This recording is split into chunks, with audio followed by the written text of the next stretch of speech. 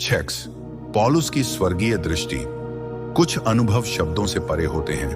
पौलुस को स्वर्ग की एक झलक दी गई थी। यह दर्शन इतना शक्तिशाली था कि वह इसे शब्दों में नहीं डाल सका। उसने कहा, मैंने ऐसी बातें सुनी जो इतनी अद्भुत थीं कि उन्हें मनुष्यों द्वारा कहा नहीं जा सकता। 2 कुरिन्थियों 12:4। कुछ आत्मिक अनुभव इतने पवित्र होते हैं कि वे तर्क से परे होते हैं, इतने गहरे होते हैं कि वे संसार के साथ साझा नहीं किए जा सकते, इतने दिव्य होते हैं कि केवल आपके और परमेश्वर के बीच होते हैं। निष्कर्ष, जो परमेश्वर ने आपको दिया है उसे हर किसी के साथ साझा न करें। यदि परमेश्वर ने आपको एक दर्शन दिया है तो हर किसी से मान्यता पाने की आवश्यकता नहीं है। यदि परमेश्वर आपको कुछ करने के लिए बुला रहा है तो दूसरों के संदेह से प्रभावित न हो। यदि परमेश्वर आपसे एक गहरी यात्रा पर चलने को कह रहा है तो आपको हर किसी को स्पष्टीकरण देने की जरूरत नहीं, क्योंकि विश्वास देखे हुए पर नहीं परंतु अनदेखे पर चलता है। 2 कुरिन्थियों 5:7। इसलिए जब परमेश्वर आपको बुलाए तो संसार की अपेक्षाओं को छोड़कर केवल उसकी आज्ञा का पालन करें। जब परमेश्वर की योजना आपके लिए व्यक्तिगत होती है, हर चीज साझा करने के लिए नहीं होती। हर दिव्य अनुभव सभी के लिए प्रकट करने योग्य नहीं होता। कभी कभी परमेश्वर जो कुछ आपके जीवन में कर रहा है वह केवल आपके और उसके बीच होता है। 1, जब परमेश्वर आपको अलग करता है, परमेश्वर कभी कभी आपको अलग करेगा। आपको बुलाएगा कि आप गहरे जल में उतरें, आपको ऐसी स्थिति में डालेगा जहां केवल वही आपका सहारा हो। लोग समझ नहीं पाएंगे कि आप इतने समर्पित क्यों हैं, आप इतनी प्रार्थना क्यों करते हैं, आप समझौता करने से क्यों इनकार करते हैं, आप असंभव परिस्थितियों में भी भरोसा क्यों रखते हैं। लेकिन विश्वास लोगों की समझ के लिए नहीं होता, यह जीने के लिए होता है। 2, भविष्य की योजनाएं और परमेश्वर की बुलाहट। परमेश्वर आपकी योजनाएं हर किसी से साझा करने के लिए नहीं देता, क्योंकि जब परमेश्वर आपके हृदय में एक दर्शन, विजन रखता है तो वह शुरुआत में कोमल और संवेदनशील होता है।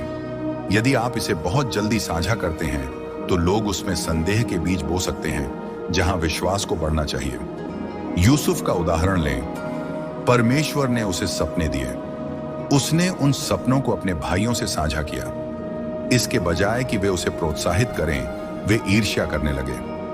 उन्होंने उसे बेच दिया, उसे कैद करवा दिया और उसे रोकने की कोशिश की। यूसुफ नहीं जानता था कि हर कोई आपके सपने को सुनने के लिए तैयार नहीं है। कुछ लोग केवल इसलिए आपको रोकने की कोशिश करेंगे क्योंकि वे असुरक्षित महसूस करते हैं, वे ईर्ष्या करते हैं। उन्हें डर होता है कि यदि आप ऊपर उठेंगे तो वे पीछे छूट जाएंगे। 3, जब परमेश्वर बुलाता है तो वह दुनिया से अनुमति नहीं लेता। जब परमेश्वर बुलाता है तो वह अनुमोदन, अप्रूवल नहीं मांगता। आपके दोस्तों से नहीं, आपके परिवार से नहीं, यहां तक कि आपसे भी नहीं। यशायाह 55:8-9 कहता है, मेरे विचार तुम्हारे विचारों से भिन्न हैं और मेरी योजनाएं तुम्हारी योजनाओं से अलग हैं। अब्राहम को देखें, परमेश्वर ने उसे बुलाया कि वह अपना देश छोड़ दे। उसने गंतव्य, डेस्टिनेशन नहीं बताया, बस आज्ञा दी कि जाओ। कल्पना करें कि लोगों ने उससे कैसे सवाल किए होंगे, ओ कहां जा रहे हो, ओ तुम्हें कैसे पता कि यह परमेश्वर की इच्छा है। लेकिन अब्राहम के पास उत्तर नहीं थे, केवल विश्वास था। यदि अब्राहम दूसरों की अनुमति के लिए रुका होता, उनकी स्वीकृति के लिए इंतजार करता, तो शायद वह कभी पहला कदम नहीं उठाता। 4, जब आप दूसरों की आवाजें सुनते हैं तो परमेश्वर की आवाज फीकी पड़ने लगती है। कभी कभी बहुत अधिक लोगों की राय लेना नुकसानदेह होता है। यदि आप बहुत अधिक सलाह लेते हैं, यदि आप बहुत अधिक अनुमोदन चाहते हैं तो आप उलझ सकते हैं और स्थिर हो सकते हैं। याद रखें, भेड़ें मेरे स्वर को पहचानती हैं और मेरा अनुसरण करती हैं। यूहन्ना 10:27। लोगों की आवाजों से सावधान रहें, क्योंकि कुछ आपको रोकना चाहेंगे क्योंकि वे डरते हैं, कुछ आपको हतोत्साहित करेंगे क्योंकि वे आपकी बुलाहट को नहीं समझते, कुछ ईर्ष्या के कारण आपको गिरते देखना चाहेंगे। 5, जब कोई आपकी बुलाहट नहीं देखता तब भी परमेश्वर उसे देखता है। याद करें, जब दाऊद को राजा के रूप में अभिषिक्त किया गया था, वह सिर्फ एक चरवाहा लड़का था। उसके पिता ने उसे महत्व नहीं दिया, उसके भाइयों ने उसे तुच्छ जाना। यहां तक कि शमूएल भविष्यवक्ता ने पहले किसी और को चुना, लेकिन परमेश्वर ने उसे चुना।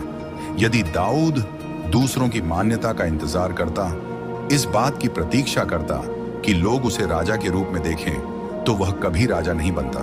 परंतु उसने परमेश्वर पर भरोसा रखा। वही विश्वास आपको भी रखना होगा।